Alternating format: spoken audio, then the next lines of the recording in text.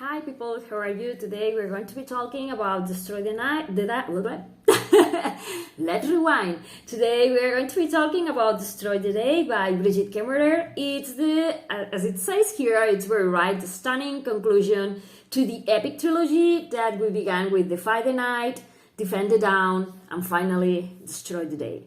I'm not going to be talking much about the book in case you haven't read the previous two. But let's say that we are going to be following our main characters where they were left off in the previous book. So we are going to find our main three characters separated. We are going to be following Tessa, Corrick, and Harristan. Harristan is kind of the king on the run. He's been accused of being poisoning people in order to sell the Moonflower cure.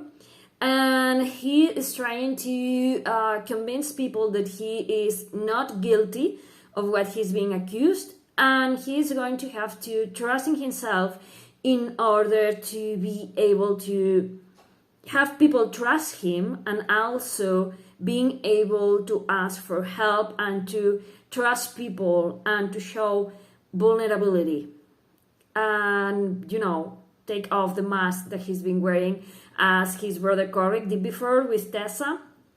And that brings us to Corrick.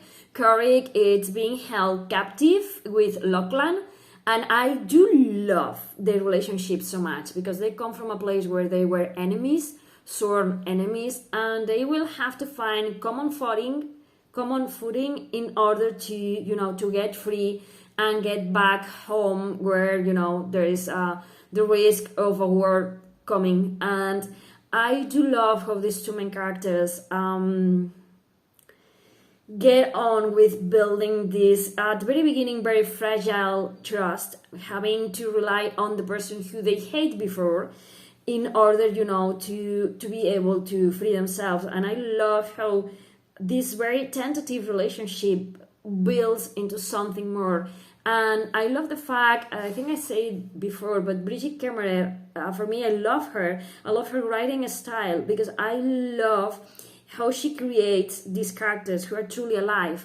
And you can understand all the sides of the story. You can understand where Lochlan is coming from, and you can understand where Corrick is coming from. And they come from opposite sides of this conflict. But both of them, you can empathize with both of them. This is something that I love. And finally, we are going to be following Tessa. Tessa is in Rian's kingdom, and she is beginning to see that not everything is golden with Rian, that maybe his head is kind of on the right place. He wants to do right by his people, but the way in which he's going around doing things, it's playing wrong. And so he came, for me, in the second book, at the very beginning, he was like this charming character that you want to know more about and that you feel that he's right.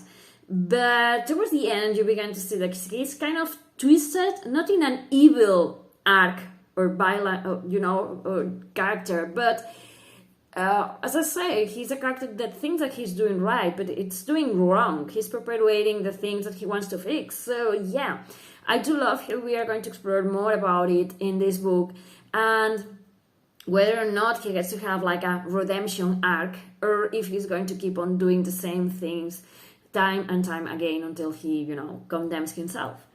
So for me, it was very amazing to have these characters who were more or less together in the first two books, to have these separate ways and see them evolving. And for me, this is the book in which they see the most growth. They come to be themselves in a spectacular way for me. And as I say, what I love about this author, about Brigid Kemmerer, it's the way in which she constructs these amazing developed characters and how they have their flaws. And despite of them, you love them, you understand them, you can sympathize with them, you want to strangle them at some points, but you feel with them. And for me, this is amazing. The story has been amazing. I love how the trilogy ends. I mean, for me, this book, it's very satisfactory in the way in which it brings closure to all the things that we were juggling in the books. I love how the relationships work. I love how the story works. And I love the things that we are going to be discovering in this book. There's going to be so many twists that I love. And I love to see how the characters react and feel about those things that they are going to be discovering in this book. All in all, if you love kind of romantasy, if you love epic fantasy, if you love characters who are amazing and who are so well drawn that you can believe that they're real people, and if you love stories about, it has some political twists and about kingdoms and about fighting for what you believe in, and also being able to empathize with other people in other positions of power and other, you're going to love this one. If you have read any other book by Brigid Kemmerer, you know what to expect of her. I think this book, I love this trilogy so much. I think it's one of my favorites. But then I say the same thing about all her books, because I love her writing style. I love her stories capture you, and I love that she writes it from different viewpoints, so you can see how the characters all feel and think and how they relate to the world. We are going to have representation here, queerness. I love it. I love this book. Yeah, so pick this one up. Thank you for watching. Yeah, I'm cutting it short, but I'm going to make major spoilers if I don't shut up. So yeah, thank you for watching. Bye.